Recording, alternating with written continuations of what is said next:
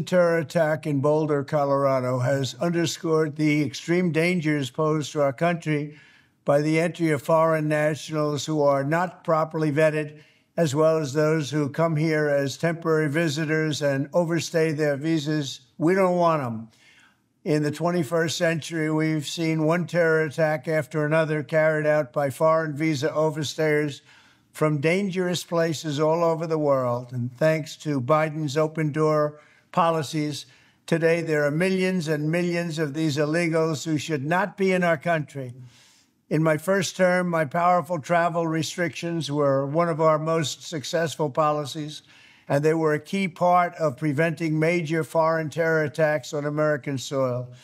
We will not let what happened in Europe happen to America. That's why on my first day back in office, I directed the Secretary of State to perform a security review of high-risk regions and make recommendations for where restrictions should be imposed.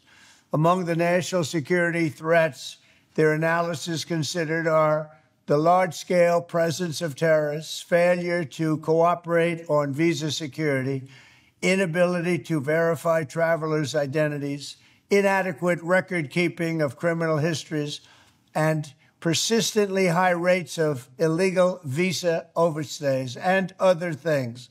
Very simply, we cannot have open migration from any country where we cannot safely and reliably vet and screen those who seek to enter the United States. That is why today I am signing a new executive order placing travel restrictions on countries including Yemen, Somalia, Haiti, Libya, and numerous others. The strength of the restrictions we're applying depends on the severity of the threat posed. The list is subject to revision based on whether material improvements are made, and likewise new countries can be added as threats emerge around the world. But we will not allow people to enter our country who wish to do us harm, and nothing will stop us from keeping America safe. Thank you very much. Katika hali ambayo imezua taharuki katika sekta ya utalii na usafiri wa anga duniani, Rais wa Marekani Donald Trump amerejesha moja ya sera zenye utata tangu muhula wake wa kwanza.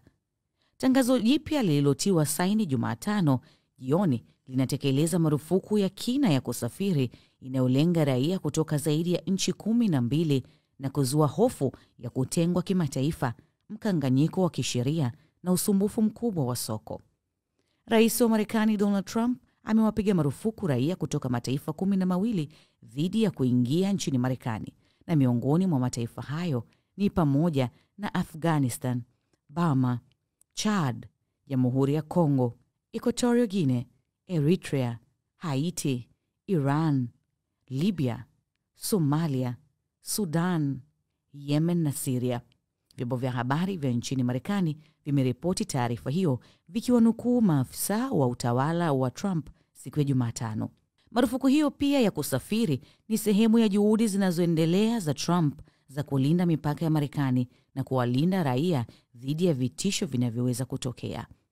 Katika video iliyotumwa kwenye mtandao wake wa Truth Social, Trump alisema shambulio la hivi majuzi linalodaiwa kuwa la kigaidi huko Boulder, Colorado, lilidhihirisha tishio kubwa linaloletwa na raia wa kigeni ambao hawajachunguzwa ipasavyo.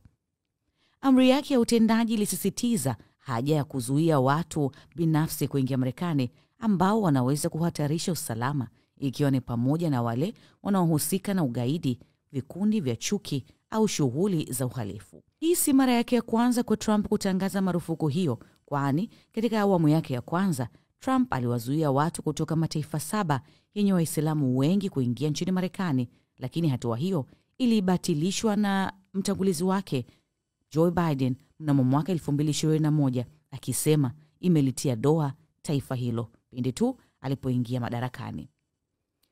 Mifumo ya uhamiaji, hoteli na hata vyuo vikuu na mashirika ya usafiri duniani kote iko katika tahadhari kubwa. Ni nini hasa kilichotokea na kuchochea hatua hii ya ghafla, na kwa nini sasa? Lakini hii inaweza pia kutatiza mazungumzo yanayoendelea kuhusu usalama wa kimataifa, biashara na misaada ya kibinadamu.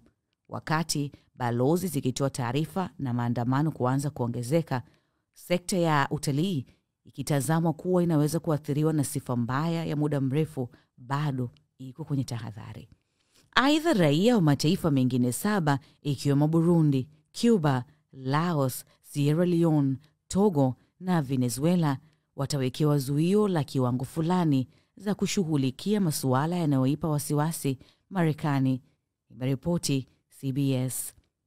Katika hatua nyingine, Trump ameagiza uchunguzi kuhusu kile ambacho wanasiasa wa chama chake cha Republican wanadai kuwa ni kufichwa kwa hali ya kiafya ya mtangulizi wake Joe Biden alipokuwa madarakani. Hizi ni ripoti kimataifa.